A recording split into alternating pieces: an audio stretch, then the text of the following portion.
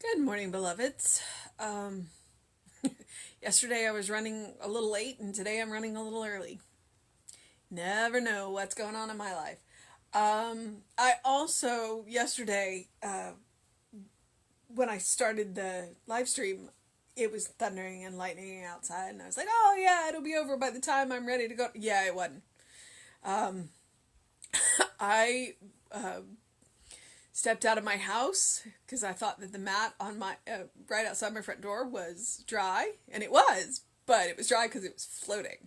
So I ended up having to grab a second pair of shoes and socks and take them to work. Change my shoes when I got to work. And one of the roads that I take to get to work was kind of a river.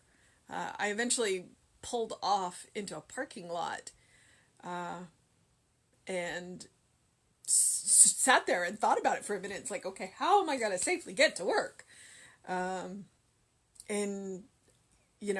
it was an awesome light show. There was a whole lot of rain, and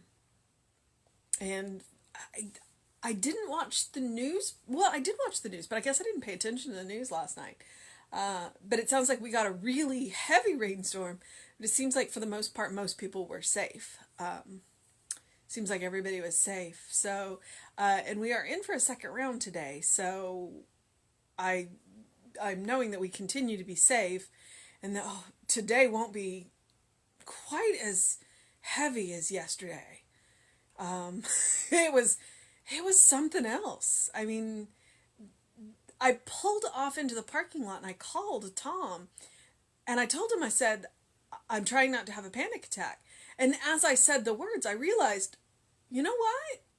I'm not. I know I'm safe. I've gotten this far. I mean, yeah, it was scary, but I was using old language, you know? I was scared. And rightly so. I mean, there should be fear when you are driving through water. Because basic physics says that it doesn't take much to move a car. So if you don't know how deep the water is, and even if it's not that deep, but if it's got a strong current, you shouldn't drive through it. So you rightly should fear that and find a way to, go around that. Fear is not fear is not always your enemy.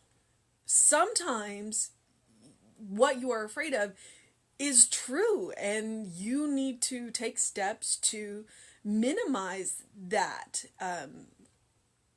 You know, when you fear for your safety, you need to take steps to make sure that you stay safe. Too often we're afraid of things that we don't have to be, and then other times we're not afraid of things that we should be. Driving through water is one of the things that we should be afraid of. If it is unknown conditions. And then other things, yeah, so, but I mean, that was my experience.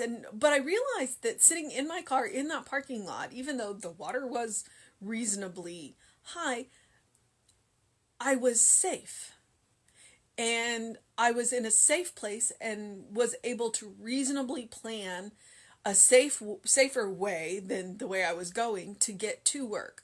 Yes, I was 15 minutes late for work, but when I set out and I realized how bad it was, I called and said, "Hey, here's what's going on." So at least two people knew that, and at that point everybody had looked out the windows and knew how bad the rain was. So, they knew that, and I called one of my coworkers and said, okay, my other coworker is running late, our other coworker's running late. Be safe, because right now it's really bad where I am, and and then I called our owner and said, okay, here's the issue. This is what we're facing. If you call, we're not going to be there. And he said, get there safe. He wasn't worried about the fact that we were going to be late. He wanted to make sure we got there safe. So I don't know what I'm saying there other than sometimes fear is a good thing. Sometimes if you are in a situation that you are that you are in fear, that you need to pull over, sit somewhere where you are safe, and make a new plan. Now that I have said that, I'm not going to... There's this term called spiritual bypass. And that's what I'm talking about. There's a quote from... it's a quote from a Will Smith movie. And it says, fear is a choice. Do not get me wrong. The danger is real, but fear is a choice.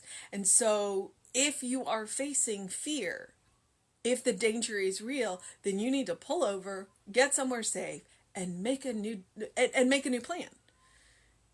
It is okay to change your plans in the face of fear. Do not let fear keep you from doing what you need to do, but make a new plan to get around it. All right. That's not where I thought I was going to go this morning. But that's what comes out. And it is what it is. So hopefully somebody hears that needed to hear that. And today, that was me. It is June 23rd. And I love Ernest because I'm talking about fear. And his title for today, June 23rd, is Today I Bestow the Essence of Love Upon Everything. Okay, so we're going to follow up fear with love. I love him. We are made perfect when we enter into the communion of love with one another and with the invisible essence of life. Love is the fulfillment of the law. That is, we do not make the highest use of the law unless that use is motivated by love, by a sincere desire to express unity, harmony, and peace. As the soaring bird opens her wings to the sky's embrace, so must we open our hearts and minds to the influx of spirit and receive its love, that we may, in turn, express it to all whom we meet. We must embrace the essence of love that we may transmit it, giving lovingness to all events. Today I bestow the limitless love flowing through me upon everything. Everyone will be lovely to me. My soul meets the soul of the universe in everyone. Nothing is ordinary. It is all beautiful, all meaningful. This love is a healing power that touches everything into wholeness, healing the wounds of experience with its divine balm. I know that this love essence, the very substance of life, the creative principle back of everything, flows through my whole being, spiritual, emotional, mental, and physical. It flows in transcendent loveliness into my world of thought and form, ever renewing, vitalizing, bringing joy and harmony, and blessing everything and everyone it touches. Okay. I mean, he's pretty explicit here. I mean, there is no question about what he is talking about. We are made perfect when we enter into the communion of love with one another and with the invisible essence of life. So perfect means whole. It does not mean flawless. And I keep pounding on that because this was a lesson that I had to learn. The word perfect was abusive for me growing up, because it meant a standard that I couldn't live up to. And it was told to me by adults when I thought that they were doing something that didn't seem right. And the adult would tell me, well, I'm perfect, so it has to be right. And Jesse gave me a new definition for the word perfect. What Jesse said was perfect means whole. It doesn't mean flawless. And I can own that word now. So today we are made perfect. And how are we made perfect? When we enter into love. Because love is what it is. That's what spirit is. The greatest power in the universe is love. So when we enter into that communion with one another, with spirit, in love, then we are made whole. Love is the fulfillment of the law. And then he proceeds to explain it. We do not make the highest use of the law unless the use is motivated by love. And it's capital L. So, because we talk about the love of money and the love of this. No, when we make it in the love of life, the highest expression of the law, the highest use we can make of the law is in love that benefits life. Life with a capital L. Not my life, everyone's life. Because if it benefits everyone's life, then it benefits my life. By a sincere desire to express unity, harmony, and peace. As a soaring bird opens her wings to the sky's embrace, so must we open our hearts and minds to the influx of spirit and receive its love, that we may in turn express it, meaning express that love, to all whom we meet. And right now, that is our call to, I can't use the word arms. That is our call to service, is to open our hearts and open our minds and to express love to everyone we meet. Whether they look like us or not, but especially when they don't look like us. Because it's easy to love somebody that looks like us. When is it going to be easy to love the ones that don't? That's the highest use of the law, is to learn to love those that look different and to value that diversity in the one, to recognize that we are all one in that love.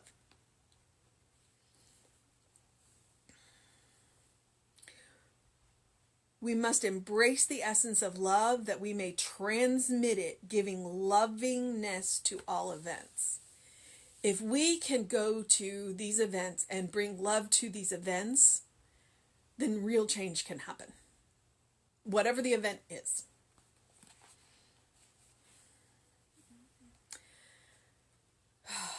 Today I bestow the limitless love flowing through me, upon everything. So the love doesn't come from me, it comes through me. And it is coming from an inexhaustible supply. The love's never going to run out. Everyone will be lovely to me. My soul meets the soul of the universe in everyone.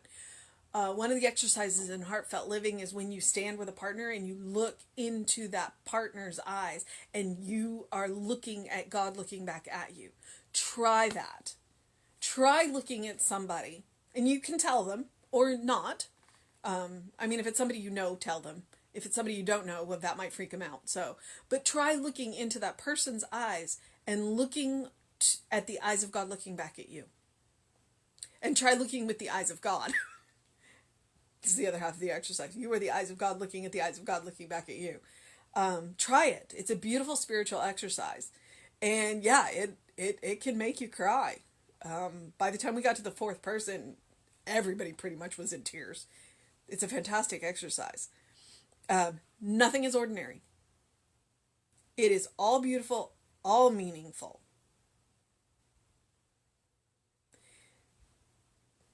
I think that we get caught in that ordinary routine life, and it's those spiritual moments where we look around and realize that everything's extraordinary.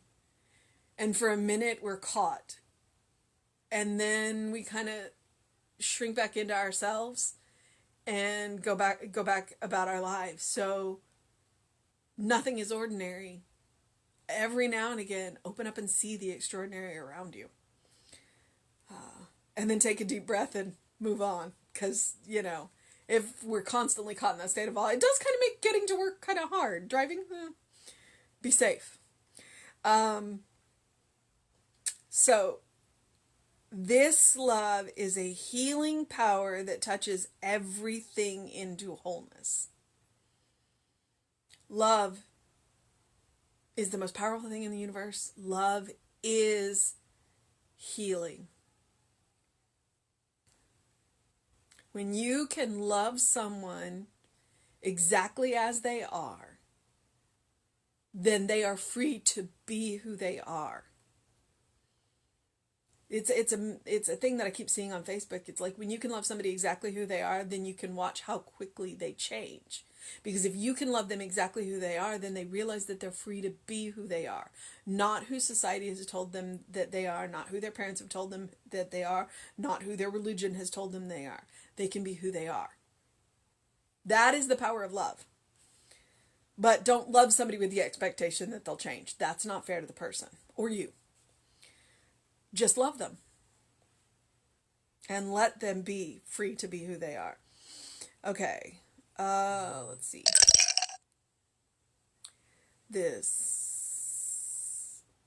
I know that this love essence, the very substance of life, the creative principle back of everything, flows through my whole being, spiritual, emotional, mental, and physical. So we're back to the substance of life, the creative principle back of everything flows through. And I'm going to keep emphasizing flows through. It is not your power. It is not your will. It is not your love. Because it's not finite. It flows through you, which means you have an inexhaustible supply of this coming through you. And as it comes through you, it works through you. And it works for you as it flows through you. And as it flows through you, you make it yours. So don't worry, it'll never run out. And that it is going to work on the emotional level, the spiritual level, the mental level, and the physical level. There is nothing that love cannot touch. It flows in transcendent loveliness into my world of thought and form, ever renewing, vitalizing, and bringing joy and harmony and blessing everything and everyone it touches. When you allow that love to flow through you, it blesses you and everyone you come in contact with, everyone you touch. And we all have moments when we kink up the hose and don't let the love flow through us. And when we realize that, we make amends, we unkink the hose, and we let the love flow again. All right, I am going to move on with my day. And there's another round of storms coming, so enjoy the sunshine while we have it if you're here in Houston. Otherwise, keep an eye on it.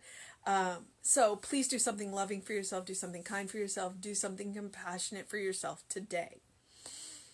Open your windows, get some fresh air, get your move on. Do something that makes you happy today. And I'm going to continue to tell you that every day. The more loving and kind and compassionate that you are to yourself, the more it opens you up to be loving, kind, and compassionate in the world. So let the love flow through you today. All right. Reverend David will be on with you sometime after 5. I will be back with you tomorrow at 9 a.m. Have a fantastic day, beloveds.